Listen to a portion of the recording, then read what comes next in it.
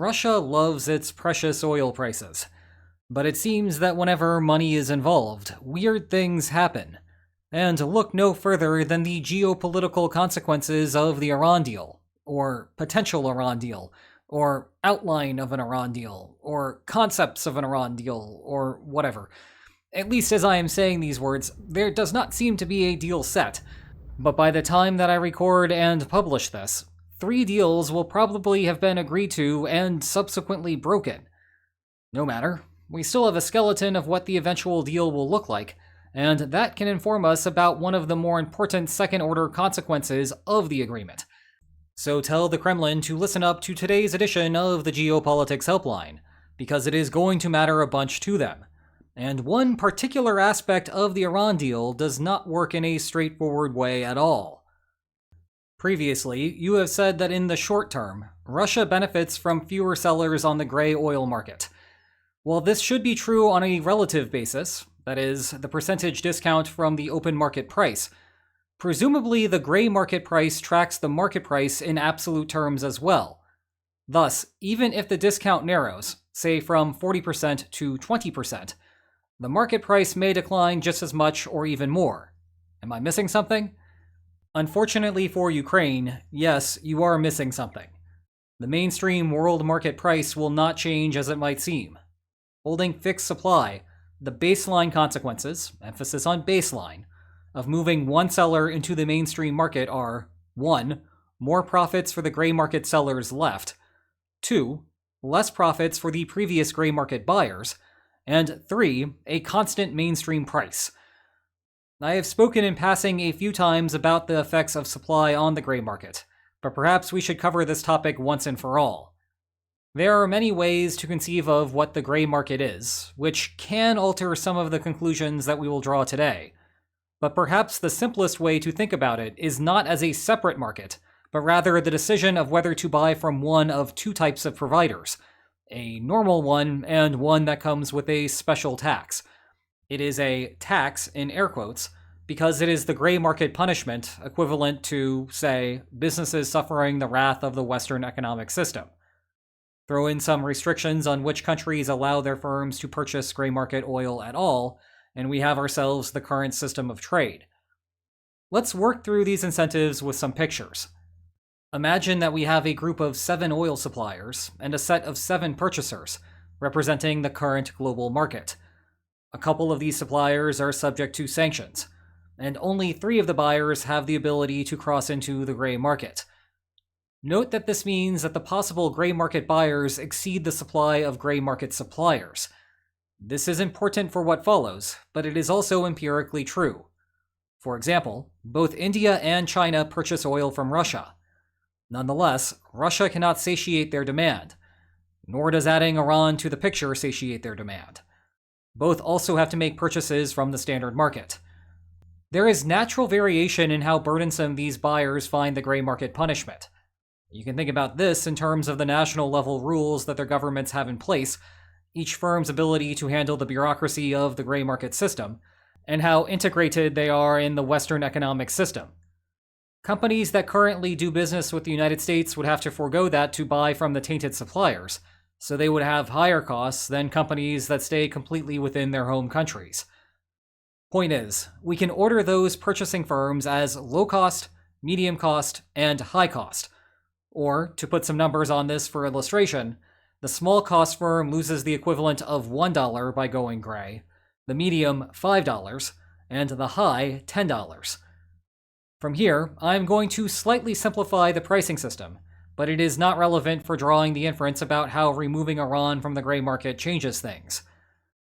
Imagine that the market price in a world where there were no sanctions was $100. That price cannot hold with the restrictions put into place. The gray oil must go to one of the 3 willing consumers, but none of them is willing to pay $100 and incur the loss from breaking the sanctions regime. They could instead approach one of the regular suppliers with a proposal to buy at $100 plus 1 cent.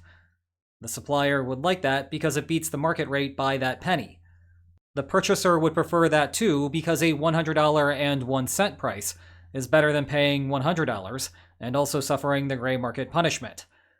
So we can all agree that there needs to be a discount to get the overall market to clear the sanctioned suppliers. The key is that with two sanctioned suppliers, the discount will be commensurate with the second smallest gray market cost.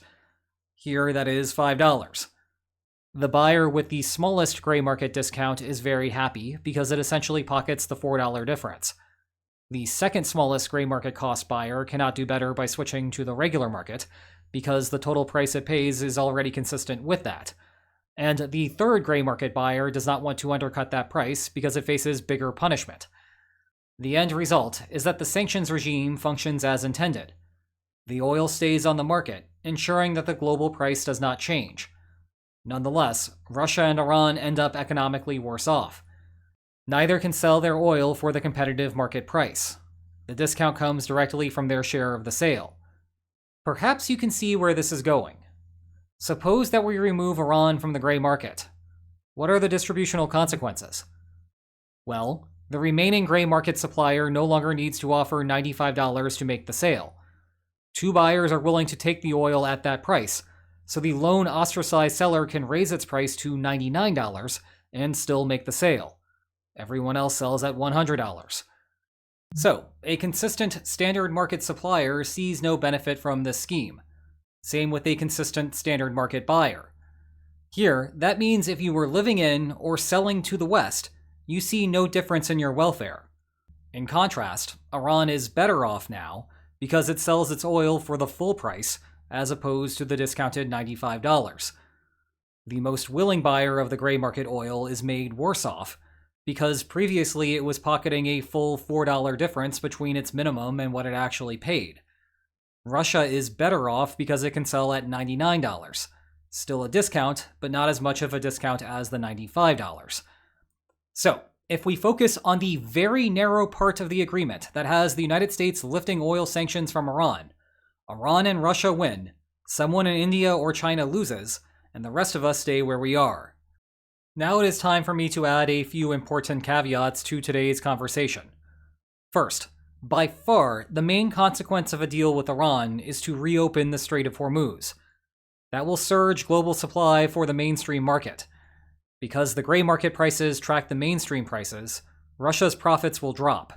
Whatever price effects arise from the central point of today's video will be minimal by comparison. That said, if you do not want Iran to get any relief, never mind throw a bone to Russia, it is tempting to adopt a policy position of being pro-strait opening, but anti-sanctions relief. The one slight issue is that it is unclear if that was an option for the United States at all. That is, had the United States vetoed sanctions relief, would Iran reopen the strait, hypothetically in one of those concepts of a plan? Discussed amongst yourselves. The second caveat is that we have not discussed the further supply shock coming from Iran's latent capacity. Basically, this is another Venezuela situation. Both countries have large reserves, but they lacked access to foreign capital. That has meant that their industries were not living up to their full potential. Changing that is bad for all other producers, Russia included, because supply will increase. In contrast, it will be good for Iran and obviously good for all consumers. Prices go down. More subtly, there is a long-term effect of suppressing investment inside of Russia. With Iran no longer on the gray market, any increase in Russian supply means that it ends up competing for the willing set of consumers with itself, rather than to try to take market share away from Iran.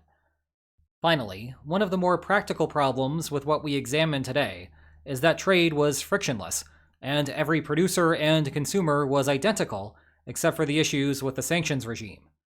In practice, you get natural affinities for trading partners based on distance. Hence you had Russia selling to Europe for so long. There were plenty of willing buyers right there. These transaction costs were responsible for a good chunk of the global increase in energy prices following Russia's invasion of Ukraine, as now everyone is seemingly sending their oil to the opposite side of the globe instead of the easy location. Regarding the current situation, we think that the vast majority of Iranian oil ends up in China.